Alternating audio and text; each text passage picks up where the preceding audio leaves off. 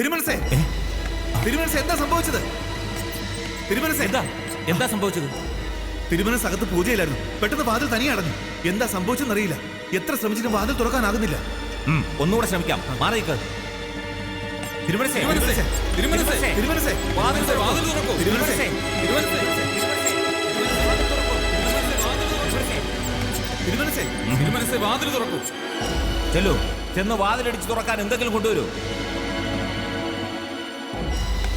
തിരുമനസേ, തിരുമനസേ,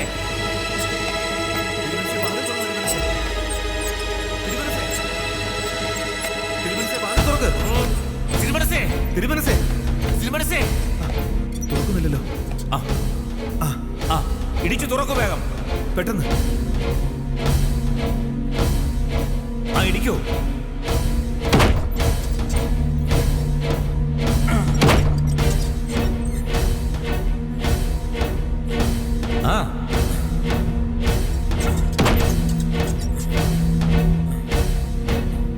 ഇടിക്ക്. വേഗമാട്ടെ.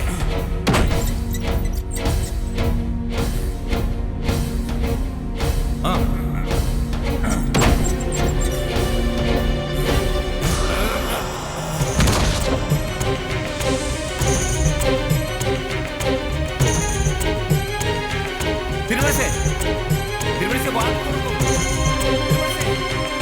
തിരുമനസേ, വാതിൽ തുറക്കൂ. തിരുമനസേ,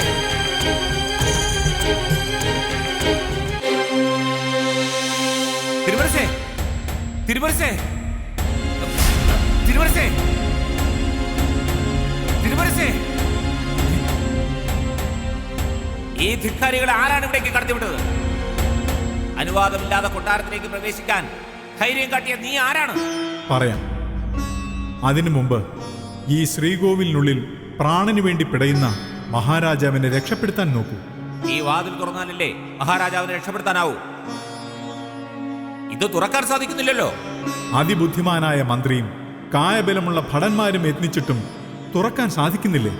കഷ്ടം. മാറി നിൽക്ക്, നാം തുറക്കാം. ഞങ്ങൾ ഇത്രയും പേർ ശ്രമിച്ചിട്ട് തുറക്കാത്ത വാതിൽ നീ തുറക്കുകയോ? അസാധ്യം. ഒന്ന് ശ്രമിച്ചു നോക്കുന്നതിൽ വിരോധമില്ലല്ലോ. മാറി നിൽക്കൂ.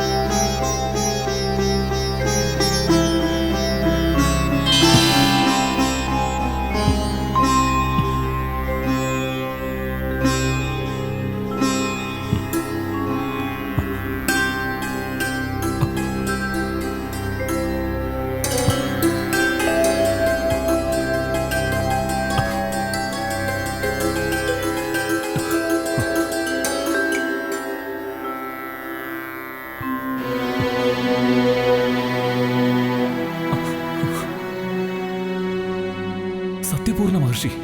അതെ, സത്യപൂർണ്ണ മഹർഷി തന്നെ. അങ്ങ് ശിക്ഷ വിധിച്ച് കടലിൽ വലിച്ചെറിഞ്ഞ അതേ സത്യപൂർണ്ണ മഹർഷി. ഈശ്വരേച്ഛയോടെ മാത്രമാണ് ഈ പ്രപഞ്ചത്തിലെ ഓരോ ചലനവും സംഭവിക്കുന്നത്. അഹങ്കാരത്തോടെ ചെയ്യുന്ന പ്രവൃത്തികൾക്കുള്ള തിരിച്ചടികൾ കാലവിളംബമില്ലാതെ അനുഭവിച്ചേ തീരൂ മഹാരാജൻ. നാം ചെയ്തത് തെറ്റായിപ്പോയി. അതുകൊണ്ടാണ് ഭഗവാൻ നമ്മെ ശിക്ഷിച്ചത്. സത്യപൂർണ്ണ മഹർഷി, അങ്ങയോട് ചെയ്ത തെറ്റുകൾക്ക് നാം മാപ്പ് ചോദിക്കുന്നു. മഹാരാജൻ, നമുക്കങ്ങയോട് തെല്ലും പരാതിയോ പരിഭവമോ ഇല്ല. ആഴിയിൽ നിന്നും ഇദ്ദേഹം നമ്മെ രക്ഷിച്ച നേരത്തു തന്നെ നാം സ്വയം അറിഞ്ഞ് അങ്ങയോട് പുറത്തു കഴിഞ്ഞു. അല്ലെങ്കിലും നാം അല്ലല്ലോ അങ്ങയ്ക്ക് മാപ്പ് നൽകേണ്ടത്. സാക്ഷാൽ ശ്രീ പരമേശ്വരനും ശ്രീ വൈകുണ്ഠനാഥനുമല്ലേ. ആദ്യം വന്ദിക്കേണ്ടത് ഈ പുണ്യാത്മാവിനെയാണ്. ഇദ്ദേഹമാണ് നമ്മെയും അങ്ങയെയും രക്ഷിച്ചത്. അതേ മഹാരാജൻ, ഞങ്ങൾ സർവരും ശ്രമിച്ചിട്ടും തുറക്കാതിരുന്ന വാതിൽ ഇദ്ദേഹത്തിന്റെ വിരൽ തൊട്ടപ്പോൾ താനേ തുറന്നു. എനിക്കൊന്നും മനസ്സിലാവുന്നില്ലല്ലോ ഭഗവാനെ. അങ്ങ് ആരാണ്? പറയണം മഹാരാജൻ. ശ്രീ പരമേശ്വരനും ശ്രീമൻ നാരായണനും രണ്ടാണ്. ആരാണ് ഏറ്റവും ശ്രേഷ്ഠൻ? മഹാദേവനോ മഹാവിഷ്ണുവോ? എല്ലാ ഈശ്വര ചൈതന്യവും ഒന്നു തന്നെയാണെന്ന് തിരിച്ചറിയാതെ പോയതാണ് അങ്ങയ്ക്ക് പറ്റിയ തെറ്റ്. എല്ലാം ശരിയാണ്. അധികാരവും അഹങ്കാരവും കൊണ്ട് നാം അന്ധനായിരുന്നു. നമ്മുടെ വിശ്വാസങ്ങളാണ് ശരിയെന്നും മറ്റെല്ലാം തെറ്റാണെന്നും നാം ധരിച്ചു. അതാണ് എല്ലാത്തിനും കാരണം. പൂർവജന്മ കർമ്മങ്ങളുടെ വാസനയോടെയാണ് ഓരോ മനുഷ്യനും ജനിക്കുന്നത്. തുടർന്നുള്ള അവന്റെ കർമ്മങ്ങളും ജന്മവാസനയ്ക്ക് യോജിച്ച രീതിയിലായിരിക്കും. എത്ര മനുഷ്യരുണ്ടോ അത്രയും വഴികളും ഈശ്വരനിലേക്കുണ്ട്. സ്വന്തം വഴികൾ തിരഞ്ഞെടുക്കാൻ ഓരോ വ്യക്തിക്കും സ്വാതന്ത്ര്യവുമുണ്ട്. അതിനെ ചോദ്യം ചെയ്യാൻ ഒരു രാജാവിനും അധികാരമില്ല. പ്രജകൾക്ക് വേണ്ടിയാണ് രാജാവ് രാജ്യം ഭരിക്കേണ്ടത്. അവരുടെ ക്ഷേമവും ഐശ്വര്യവുമായിരിക്കണം രാജഭരണത്തിന്റെ ലക്ഷ്യം. സ്വാർത്ഥമായ ഭരണപരിഷ്കാരങ്ങൾ നടപ്പിലാക്കുമ്പോൾ തകരുന്നത് പ്രജകളുടെ വിശ്വാസമാണ്. നാമരൂപങ്ങൾക്ക് അതീതനാണ് ഈശ്വരൻ എന്ന സത്യമെന്ന് അങ്ങ് മനസ്സിലാക്കണമായിരുന്നു. അതെ, എല്ലാം നമ്മുടെ തെറ്റാണ്. ഇനി ഒരിക്കലും ഇപ്രകാരം സംഭവിക്കുകയില്ല. ഒരേ പരമാത്മാവിന്റെ മൂർത്തിഭേദങ്ങളാണ് ബ്രഹ്മാവും വിഷ്ണുവും മഹേശ്വരനും. ശിവനിൽ സർവ്വദേവന്മാരും വസിക്കുന്നു. സർവ്വദേവന്മാരിലും ശിവനും വസിക്കുന്നു. ശിവന്റെ വലതുഭാഗത്ത് സൂര്യനും ബ്രഹ്മാവും ഗാർഹവത്യം, ദക്ഷിണം, ആവാഹനീയം എന്നീ 3 അഗ്നികളും വസിക്കുന്നു. ഇടതുഭാഗത്ത് ഉമയും വിഷ്ണുവും ചന്ദ്രനും സ്ഥിതി ചെയ്യുന്നു. അർത്ഥം, ഇവർ 3 പേരും തമ്മിൽ യാതൊരു വ്യത്യാസവുമില്ല.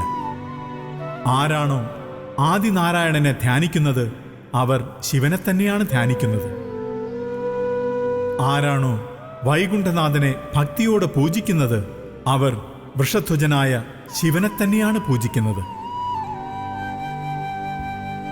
ശിവനെ ദ്വേഷിക്കുന്നവർ വിഷ്ണുവിനെ തന്നെയാണ് ദ്വേഷിക്കുന്നത്. ശിവനെ അറിയാത്തവർ വിഷ്ണുവിനെയും അറിയുന്നില്ല. ഇവിടെ സംഭവിച്ചത് സർവ്വതും ഹരിയും ഹരനും ഏർപ്പെടുത്തിയ പരീക്ഷണങ്ങൾ മാത്രമാണ്.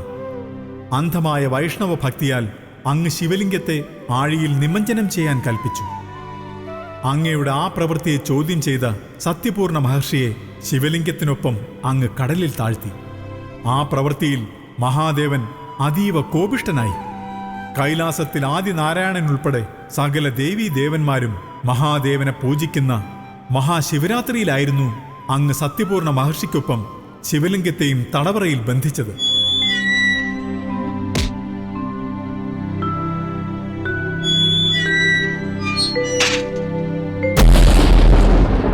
എന്താ അതിനർത്ഥം?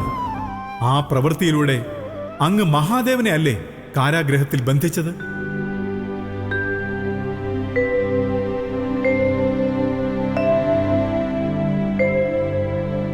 അങ്ങ് മഹാദേവനെ നിന്ദിച്ചതിലും കോപിഷ്ഠനാക്കിയതിലും സാക്ഷാൽ ആദിനാരായണന് അങ്ങയോട് അപ്രീതി ജനിച്ചു. അങ്ങയെ ഇപ്പോൾ ശിക്ഷിച്ചത് ആരാണ്? മഹാദേവനോ അതോ മഹാവിഷ്ണുവോ?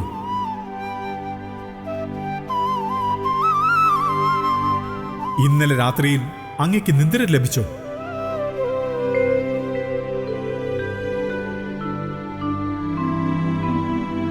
ഇല്ല.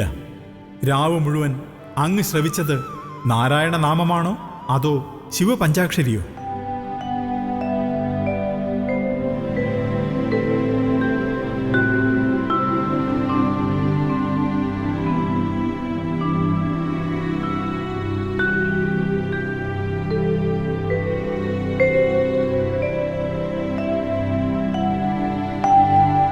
ശിവപഞ്ചാക്ഷരിയുടെ ഉള്ളറിഞ്ഞല്ലെങ്കിലും നിദ്ര ഉപേക്ഷിച്ച് ആ നാമം ശ്രവിച്ച അങ്ങ് ഫലത്തിൽ ശിവരാത്രി വ്രതം അനുഷ്ഠിക്കുകയായിരുന്നു.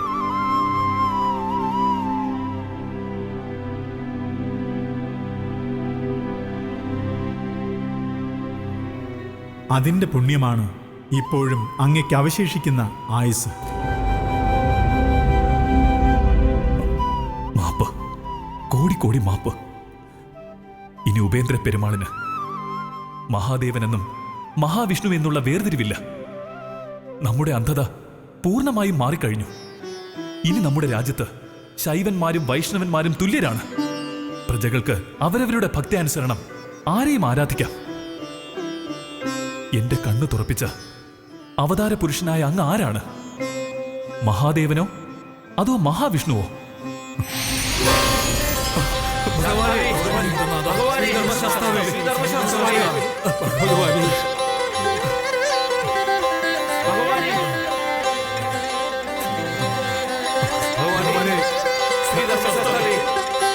ഭഗവാനെ, ശ്രീധർമ്മശാസ്താവേ, അങ്ങായിരുന്നു ഇത്രയും നേരം നമ്മോടൊപ്പം ഉണ്ടായിരുന്നത്. അവിടും തന്നെയല്ലേ ഭഗവാനെ നമ്മുടെ പിതാവിനെ രക്ഷപ്പെടുത്തിയത്? ഈ ഉള്ളവനോട് ക്ഷമിക്കണം ഹരിഹരപുത്ര. കഠിനമായ പരീക്ഷണങ്ങൾ അനുഭവിക്കേണ്ടി വന്നുവെങ്കിലും അവിടുത്തെ തിരുരൂപം ദർശിക്കാൻ നമുക്കും ഭാഗ്യം സിദ്ധിച്ചല്ലോ. ശൈശവം മുതലേ തീവ്ര ഭക്തനായിരുന്നുവെങ്കിലും ഒരിക്കലും ഒരു ഭഗവത് രൂപം ദർശിക്കാൻ നമുക്ക് സാധിച്ചിരുന്നില്ല.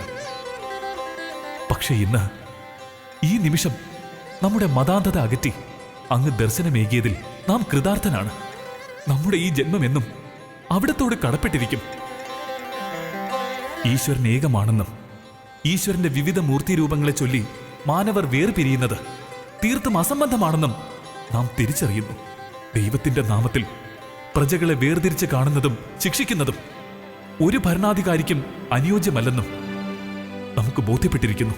അങ്ങയുടെ ഈ തിരിച്ചറിവ് മറ്റു ഭരണാധികാരികൾക്കും ബോധ്യപ്പെടട്ടെ.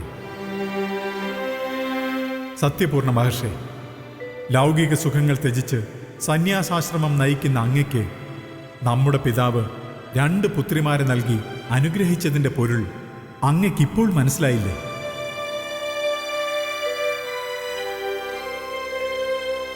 കമലയുടെയും വിമലയുടെയും ജന്മ ഉദ്ദേശ്യം ഇപ്പോൾ വ്യക്തമായി കാണും.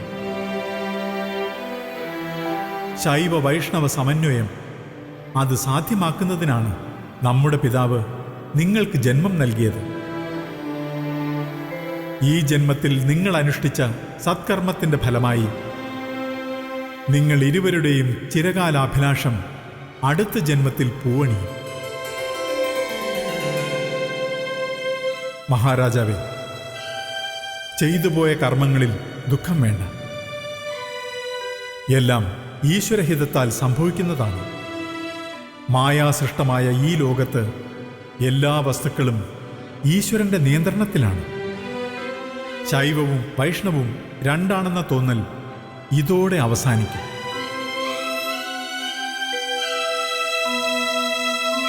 അതിനുവേണ്ടി സംഭവിച്ചതാണിതെല്ലാം. ഇനി അങ്ങയുടെ രാജ്യം സന്തോഷത്തോടും സമാധാനത്തോടും ഐശ്വര്യത്തോടും സമ്പൽ സമൃദ്ധമാകുന്നതാണ്. എല്ലാവർക്കും നല്ലത് വരട്ടെ. മംഗളം ഭവന്തു.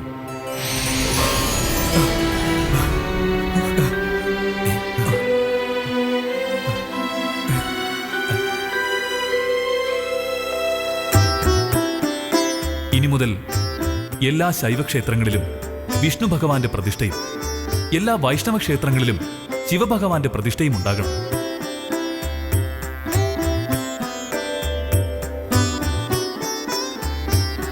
ശൈവ വൈഷ്ണവ ശക്തികളുടെ സമന്വയമായ ശ്രീധർമ്മശാസ്താവിനെ രാജ്യത്തെ എല്ലാ ക്ഷേത്രങ്ങളിലും ആരാധിക്കേണ്ടതുമാണ്.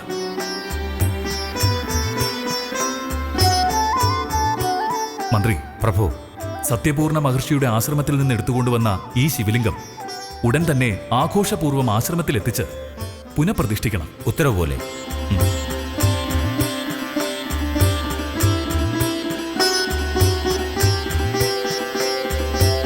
ഓം ഹരിയേ നമഃ. ഓം ഹരിയേ നമഃ. ഓം ഹരനേ നമഃ. ഓം ഹരനേ നമഃ. ഓം ഹരിഹരപുത്രായ നമഃ. ഓം ഹരിഹരപുത്രായ നമഃ.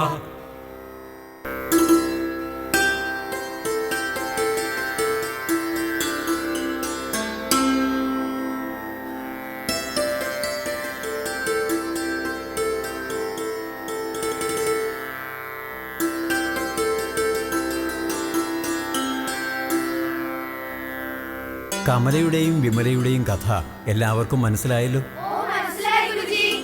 ആ, ഇനി അവർ പുനർജനിച്ച ശേഷമുള്ള കാര്യങ്ങൾ ഗുരുജി പറഞ്ഞുതരാം. വിമല പുനർജനിച്ചതാണ് പുഷ്കല, അത് മറന്നിട്ടില്ലല്ലോ. കമല പുനർജനിച്ചപ്പോൾ പൂർണ്ണയെന്നായിരുന്നു നാമധേയം. വഞ്ചിദേശത്തെ രാജാവായിരുന്ന പിഞ്ചലവർമ്മന്റെ മകളായിട്ടാണ് പൂർണ്ണ ജനിച്ചത്.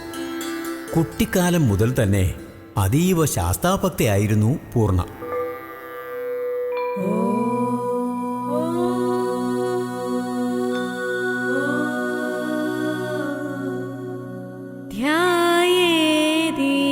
ധ്യായേദീശാച്യുതാത്മ പ്രണയരസ പരിച്ഛിന്ന ദേവാവതാരം ലാവണ്യ ശ്രീനിധാനം ലളിതതനുധരം സുപ്രഭാസത്യകേശം. മനസ്സിൽ സത്യമുള്ളവർക്ക് ഒരിക്കലും തോൽവി സംഭവിക്കുന്നില്ല.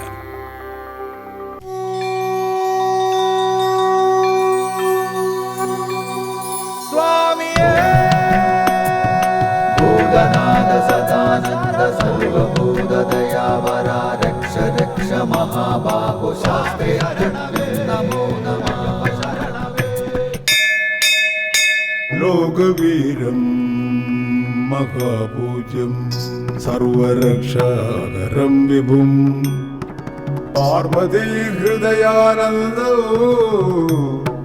ശാസ്താരം പ്രണമാമ്യഹം.